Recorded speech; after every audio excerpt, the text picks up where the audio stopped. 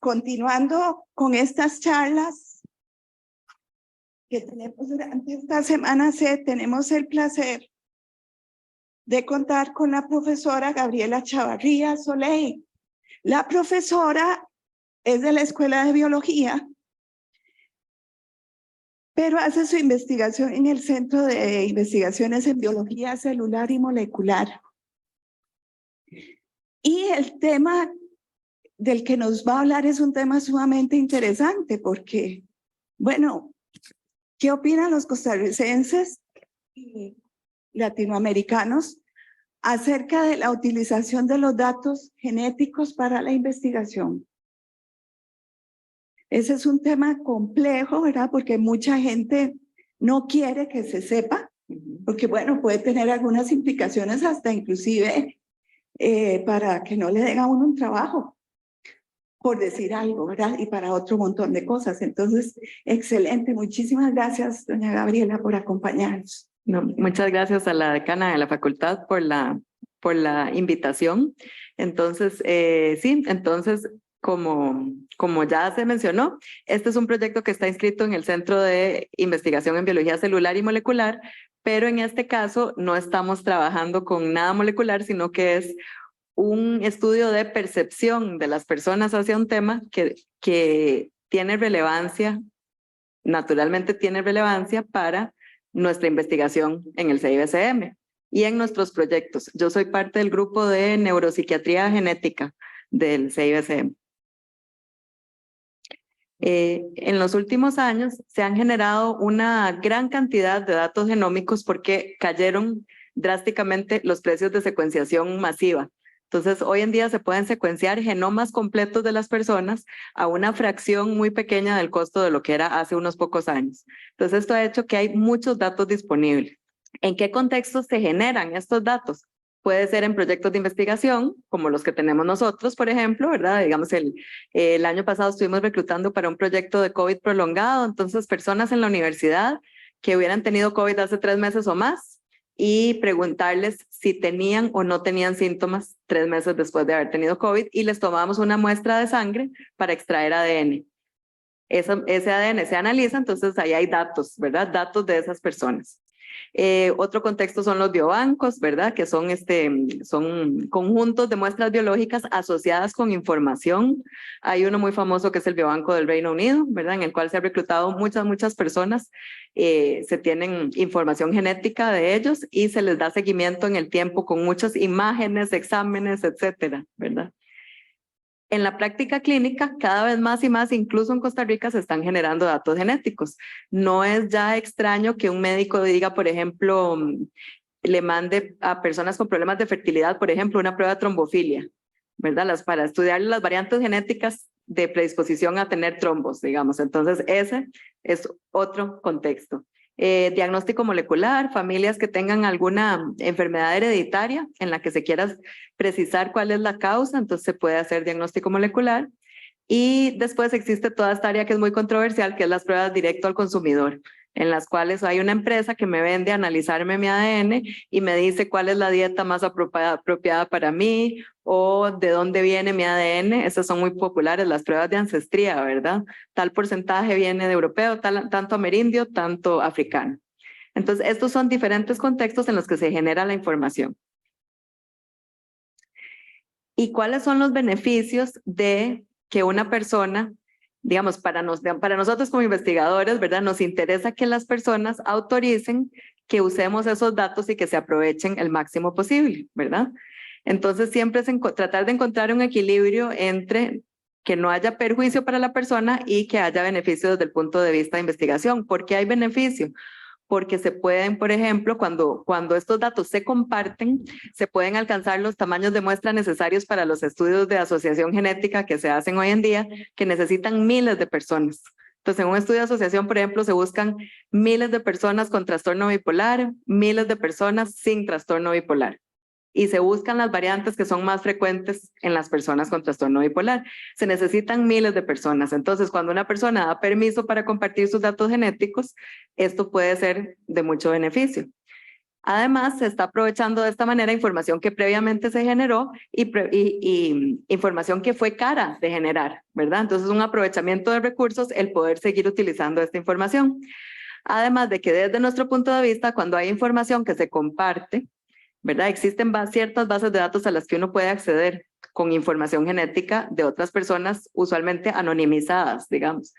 Desde el punto de vista de países en los que el presupuesto para investigación no es muy alto, implica una disminución de costos, porque yo estoy accediendo a datos que ya se generaron. ¿Qué usos potenciales pueden tener esos datos? Hay diferentes aspectos a tomar en cuenta. Puede ser un uso nacional o internacional, digamos, investigación aquí o investigación con personas de universidades de Estados Unidos, de Europa, ¿verdad? Por ejemplo. Puede ser con fines de lucro o sin fines de lucro, ¿verdad? Algo muy académico como en la universidad o algo como en una farmacéutica que sería con fines de lucro. Puede estar enfocado en solo un fenotipo o pueden ser más fenotipos. Por ejemplo, la gente que participó en el proyecto de COVID. El fenotipo obvio, ¿verdad? Que es lo que estamos viendo externamente, el fenotipo obvio es COVID, pero esos ADN nos sirven para estudiar ancestría, digamos, de la población costarricense, ¿verdad? Entonces puede ser para uno o más fenotipos. Y puede ser un uso muy académico o no académico, ¿verdad? ¿Ok? Entonces, como nosotros tenemos proyectos de investigación en los que entramos en contacto con personas y muchas veces viajamos a reclutar familias, esto es lo que muestran estas imágenes, ¿verdad? Viajamos a diferentes partes del país a reclutar familias que acceden a participar en nuestros proyectos de investigación. Entonces, saber qué opina la gente cuando está dando esta información, ¿verdad? ¿Cuál es su opinión? ¿Cuál es su percepción? Para nosotros es de mucho valor para el planeamiento de proyectos a futuro, para mejorar la forma en que manejamos, por ejemplo, el consentimiento informado que firman las personas, ¿verdad?, al participar en investigación. Y es que, como mencionaba la decana, tiene implicaciones, ¿verdad? Cuando se genera información genética o genómica de alguien, esto puede tener implicaciones y una de ellas, solo una, es, por ejemplo, el riesgo a perder privacidad, ¿verdad? Este caso se hizo muy famoso hace un par de años en Estados Unidos, fue el asesino del Golden State, le decían, que fue un asesino de la década de los 70 en Estados Unidos, en California, nunca lo agarraron. Y entonces, décadas después, se les ocurrió analizar muestras biológicas que habían quedado en ese momento, comparándolas con las bases de datos de empresas que hacían estudios de ancestría. Y familiares de él se habían hecho estas pruebas, no él, pero sus familiares. Y entonces, a través de sus familiares se dieron cuenta, este es un primo, ¿verdad? Esta persona que se hizo la prueba es prima del asesino. Y ya ahí sí entraron con trabajo policial tradicional y lo encontraron y está en la cárcel, ¿verdad? Pero fue décadas después y fue a raíz de su ADN y ni siquiera fue él, ¿verdad? En este caso. Entonces, existe este proyecto internacional que lleva varios años desarrollándose que se llama Tu ADN, Tu Decisión. Está liderado por Anna Middleton en el Reino Unido y es un proyecto que tiene que ver con ética, ¿verdad? Entonces, muchas de las personas implicadas en el proyecto vienen del área de ciencias sociales. En nuestro caso es un poco inusual, digamos, ¿verdad? Que desde la Escuela de Biología y el Centro de Biología Molecular en Costa Rica estamos nosotros encargadas de este proyecto. Además con colaboración del CIEP también, de Ronald Alfaro del CIEP. Y entonces lo que le interesa a este proyecto es saber la percepción de las personas. Entonces es una encuesta que es en línea, la versión original es en línea, tarda como unos 20 minutos uno en completarla y se ha traducido a más de 15 idiomas y la han llenado muchas personas de muchos países. Entonces en la encuesta se pregunta de todo. Es anónima. Entonces se pregunta información sociodemográfica, cuál es la disposición de las personas a donar sus datos para investigación, cómo cambia esa disposición de acuerdo al uso de los datos, qué les preocupa respecto a compartir datos, qué factores influyen sobre su decisión, qué confianza tienen en diferentes personas e instituciones, entre otras cosas. Un poco la dificultad para nosotros de encontrar personas que participen es que es larguilla la encuesta, ¿verdad? Y hoy en día no hay tantas personas que quieran dedicar 20 minutos a contestarla, es muy técnica y habla mucho de ADN, ¿verdad? Entonces hay como que hay que ir con calma con las preguntas. Entonces, esta es, por ejemplo, una de las reuniones del proyecto, ¿verdad? Donde vemos, ahí hay personas de más de 7 países representadas en esa reunión, ¿verdad? Por ejemplo. Y es un proyecto muy democrático, digamos, cómo se manejan las decisiones, todo el mundo participa y todo el mundo tiene acceso a los datos también, que es algo muy bueno, las respuestas anónimas de las encuestas.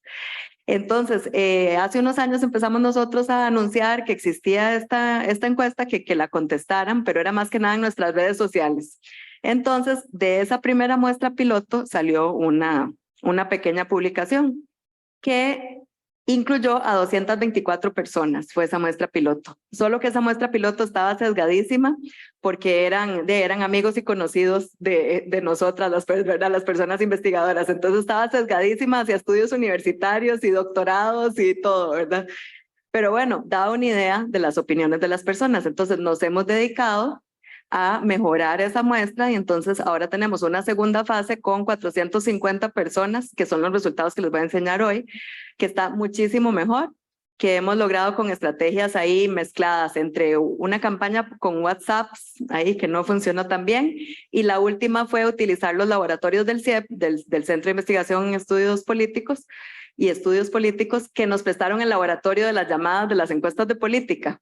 Entonces ahí sí funcionó mejor. Nos fuimos como una semana ahí en vacaciones a llamar a todas horas con estudiantes y sí, interesantemente alguna gente sí contesta el teléfono de números desconocidos y alguna gente acepta contestarla y nos las contestaron. Entonces logramos 450 entre todas las estrategias, ¿verdad? Y además las personas que coordinan el proyecto nos dieron acceso a los datos de México, Brasil y Argentina. Sí, con tamaños de muestra interesantes, ya buenos tamaños de muestra, y nos dijeron que entonces nosotros nos podemos encargar del análisis para Latinoamérica. Sí. Ok, entonces para enseñarles algunos resultados. En cuanto a la disposición a donar los datos genéticos para investigación, ¿qué dice la gente? Entonces aquí vemos, arriba a la izquierda, estamos hablando cuando es a su médico.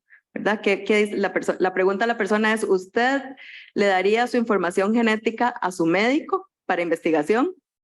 Y entonces, como ven, hay una proporción importante, en el eje ya es el porcentaje, ¿verdad? Una proporción importante de personas que dicen que sí.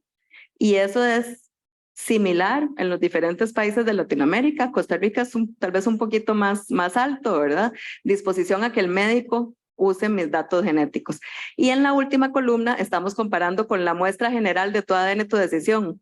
Ahí van los países europeos, India, de todo, ¿verdad? Entonces, ¿cómo están los datos generales comparados con nuestros países latinoamericanos?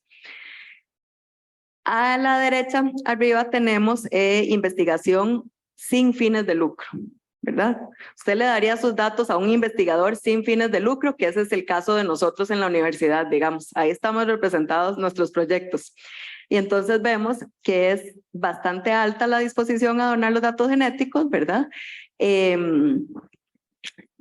Similar en los países latinoamericanos, ahí con leves diferencias, y pareciera que un poquito más alta. No hemos entrado al análisis estadístico fino. Esto de hoy es muy descriptivo, ¿verdad? Y sí vemos que tal vez un poco más alto que cuando vemos el promedio de la muestra en general. O sea que la investigación sin fines de lucro se ve con ojos positivos en nuestros países. Y es completamente opuesto en la investigación con fines de lucro. Entonces ven la diferencia, si andábamos como por 60% de disposición a dar los datos cuando es sin fines de lucro, cuando hay factores económicos baja a menos del 40%.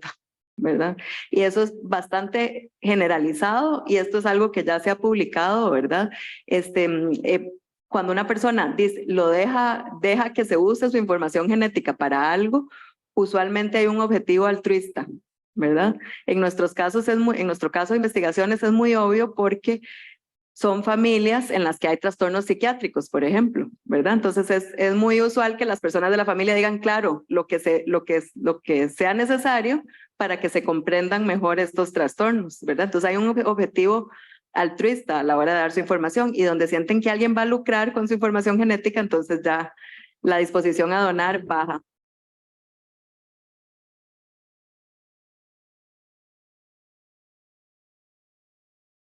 ¿Quién controla el acceso a mi información? ¿Verdad? Que es un elemento muy válido, ¿verdad? La persona quiere saber quién va a controlar el acceso a su información.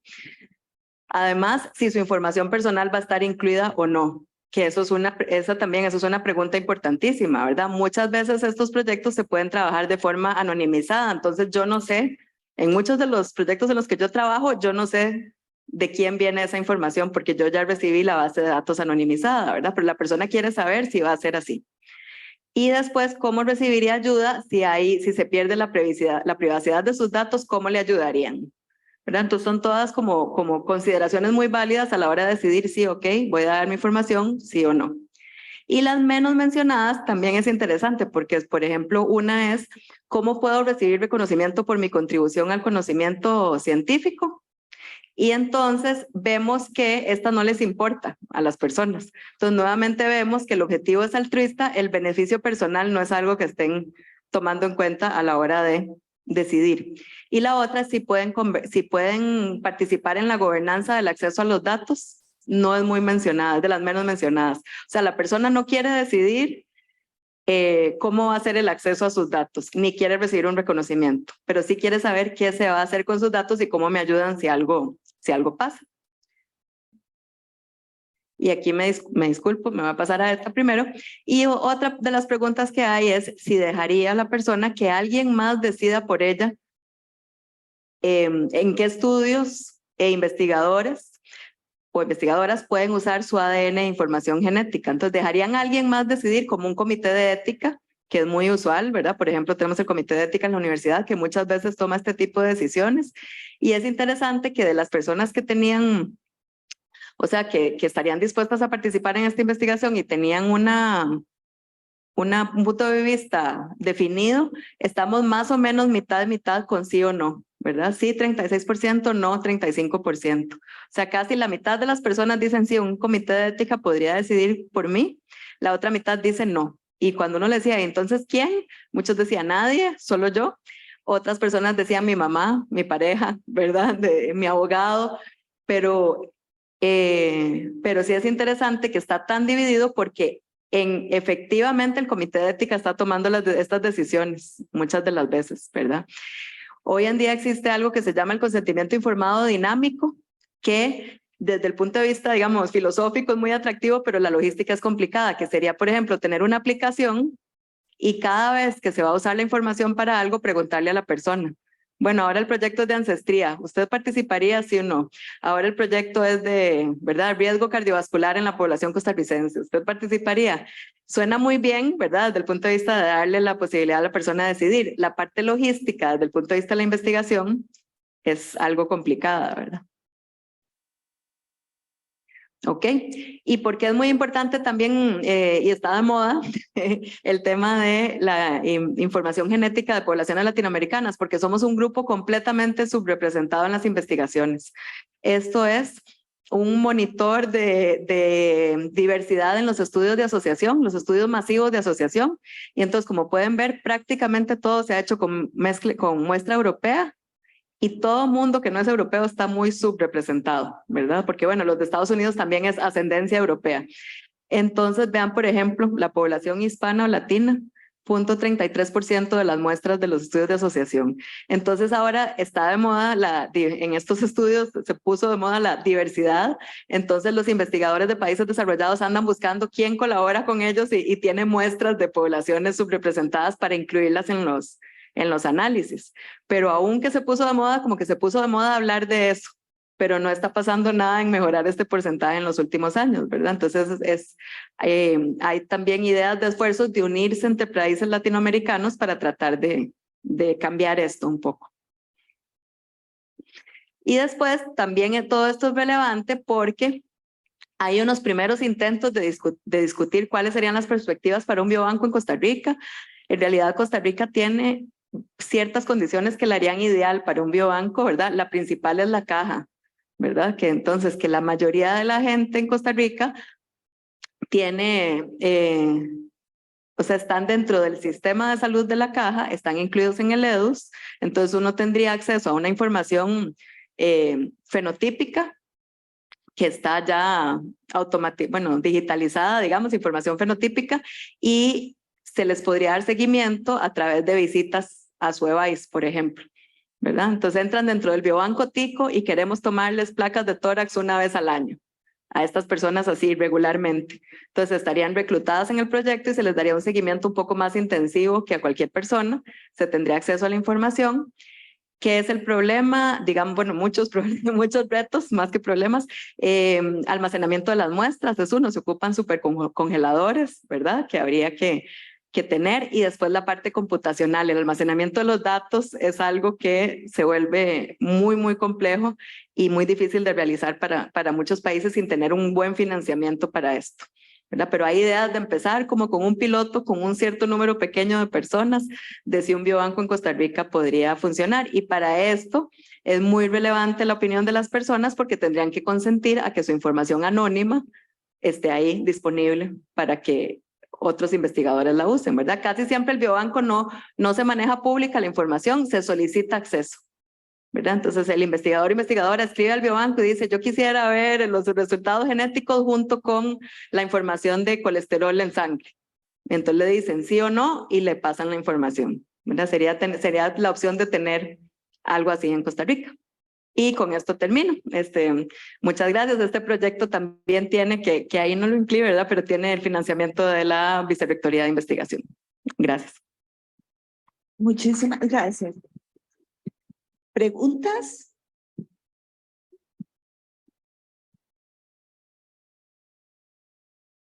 Bueno, buenas, muy interesante la charla. Desde que la vi quería participar. Y yo tengo una pregunta en una parte en la que usted comentaba como los miedos que le da a la población. Y en una decía como que una empresa privada pudiera utilizar los datos de uno. Pero digamos, eso sería casi imposible, ¿no? Porque los datos estarían reservados en, ya sea, si yo lo dono para investigación, pues en investigación. Sí, muy bien, muy buena pregunta. Y todo depende en qué contexto, digamos, en el contexto de nosotros, ¿verdad? Personas que participan en proyectos de investigación, el primer nivel están participando en nuestra investigación, ¿verdad? Si es la de COVID, es la de COVID, si es un proyecto de ansiedad, el fenotipo es ansiedad y punto. Nosotros ponemos una casilla y cada vez la U es más estricta en el manejo de los consentimientos informados, que me parece muy bien, ¿verdad? Entonces, hay una casilla en la que preguntamos, ¿usted estaría dispuesta a participar en otros proyectos de investigación, incluso con otros objetivos? Y la persona, anonimizado, ¿verdad? Y la persona marca sí o no. Eso es todo dentro de la U, ¿verdad? Entonces, aquí, en ese contexto, digamos, el riesgo sería muy bajo. Pero, por ejemplo, por ponerle un ejemplo, yo me hice pruebas genéticas con una de estas empresas que vende las pruebas directo al consumidor, con 23andMe, una que es muy famosa. Entonces le da a uno ciertos riesgos de salud y le da su información de ancestría. Y hay un consentimiento informado al inicio, sí, y le dice si uno quiere participar en investigación, sí o no. Yo dije que sí, uno puede decir que no, ¿verdad? Y la cosa es que años después, entonces 23andMe se asocia con GlaxoSmithKline, la farmacéutica. Entonces, los datos de uno pasaron a la farmacéutica, anonimizados, ¿verdad? Anonimizados y además desagregados, digamos, porque ellos lo que me analizan a mí es un montón de variantes en mi genoma, ¿verdad? Se supone que ellos a la farmacéutica no le dijeron, esta es persona 1, ¿verdad? O sea, obviamente no dices Gabriela, pero le podrían haber dicho, estos todos los datos de la persona 1, que entonces ahí yo sería identificable, eventualmente, ¿verdad? Si alguien tuviera un pelo mío o así, yo soy identificable. La otra es pasarlos desagregados, como digamos, estas son las variantes genéticas que encontramos en las personas que dijeron que tienen presión alta, pero sin pasar como esta es una persona, esta es otra persona. Entonces llegó un correo de 23andMe, ahora estamos con GlaxoSmithKline, si usted quiere se sale, si no, no, ¿verdad? Pero entonces hay un punto donde se vuelve difícil de controlar qué pasó con los datos de uno. Una consulta. Con el conocimiento que usted tiene, ¿le parece que uno deba dar su información y no importa lo que hagan con ella o no deberíamos dar? Uy, sí, esa pregunta es difícil, ¿verdad? Desde el punto de vista de interés de nosotros para nuestros proyectos, yo digo que sí, ¿verdad? Dependemos de que muchos proyectos dependen de que la persona diga sí, pueden usar mi información, ¿verdad? Siempre se trata de manejar de la mejor manera posible, no romper la confidencialidad, todo está anonimizado, ¿verdad? Entonces uno quisiera que le digan que sí, y yo digo que sí. Digamos, yo hasta 23andMe estoy participando en investigación y todo, ¿verdad? Es una decisión muy personal, pero digamos, sí, yo la preocupación que vería más factible es la de los seguros de salud, ¿verdad? Que alguien pueda en algún momento tener acceso a todas mis variantes genéticas y decir, no, su riesgo de generación macular, eso es real para mí, digamos, su riesgo de generación macular es muy alto, no, si le da de generación macular, eso no se lo cubrimos, ¿verdad? O sea, no estamos ahí para nada, ¿verdad? Y por ejemplo, Estados Unidos tiene leyes explícitas para prohibir eso.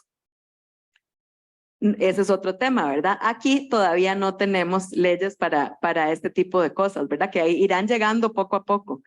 Entonces, si está prohibido discriminar por ley, ¿verdad? Entonces tal vez uno está un poco más tranquilo. Yo creo que yo mientras la intención sea compartir información anonimizada, yo diría que sí, porque eso puede fallar y alguien puede hackear, pero tampoco es tan fácil, ¿verdad? Y que empiecen a asociar persona por persona tampoco es tan fácil. Mientras a uno le digan anónimo, yo compartiría. Y desagregado. Y desagregado idealmente, sí, desagregado idealmente con frecuencias de variantes, ¿verdad? No genoma por genoma, sino con frecuencias de variantes. Sí. No, entonces le damos las gracias a doña Gabriela, muchísimas gracias. Muy interesante porque son cosas en las que uno no piensa. Sí. Y hay que pensar. Sí. Hay que